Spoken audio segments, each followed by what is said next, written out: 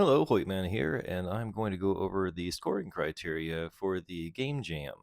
The scoring criteria includes theme inclusion, game graphics, non-game, scenes, sound, music, playability, originality, controls, narrative length, and stability. And each one of these categories will be scored between 0 and 5. So, theme inclusion will involve whether the game references the theme, which for the jam I'm doing, that's going to be food.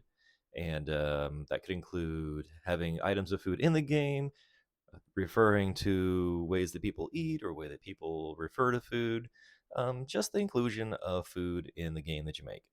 The game graphics is how stellar and amazing and awesome the graphics for your game is. So if it's very basic, you get it like a 1 for slightly included. If it's more time and effort are put into it, you can get 2s and 3s. For sure. For the short game jam that we're doing, I doubt that we're going to get much higher than a 3. Definitely not expecting 4s or 5s. So, really, in any of these, honestly. So next up, we've got non-game scenes, things like the menu screen, the loading screen, the win screen, the lose screen, inventory screen, shop screen, help screen, start screen. Any of those would be included in the experience we've had here. The next up is sound and music. Typically whether we're including a soundtrack, if the soundtrack changes based on the action, if there's sound effects that go along with the actions that happen in the game, and things like that. Next up is playability, fun, and winnable. This is really the game experience. Whether it is a game, if it has a win condition, if it has a nice progression from the beginning to the end, if it has engaging elements, if the player gets stronger, if there are things that you can learn to be better at playing the game, and a lot of engagement factors involving the experience.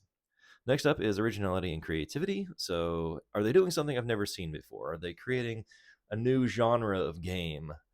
So, that would be this. Really, if I've just seen something I've never seen before and it kind of blows me away.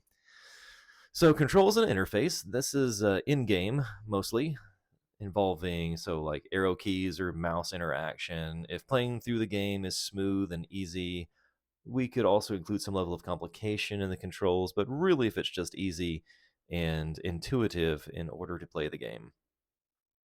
There's some engagement there too, I think, if there's some really interesting controls or if the gameplay is complicated, but the controls go along with it well.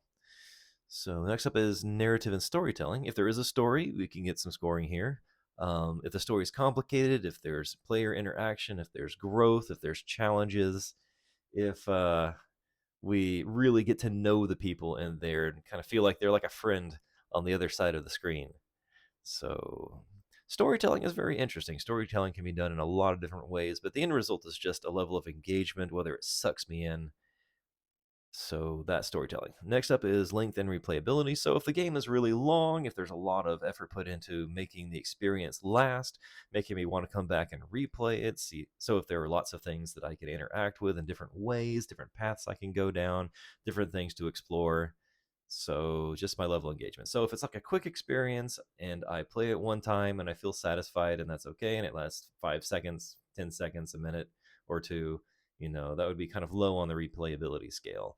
But if it's something that kind of gets to me and I find myself wanting to come back in and explore lots of little nooks and crannies, I want to spend hours engaging with this game, that could be really high replayability.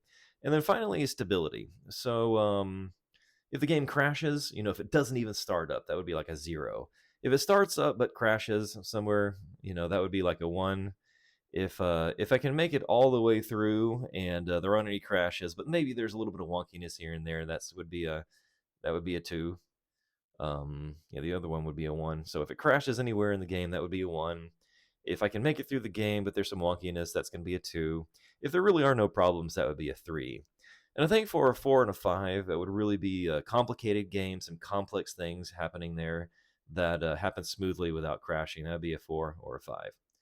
All right, and so each one of these items will receive a scoring, and the final score for the game will be the total of all of those scores added up.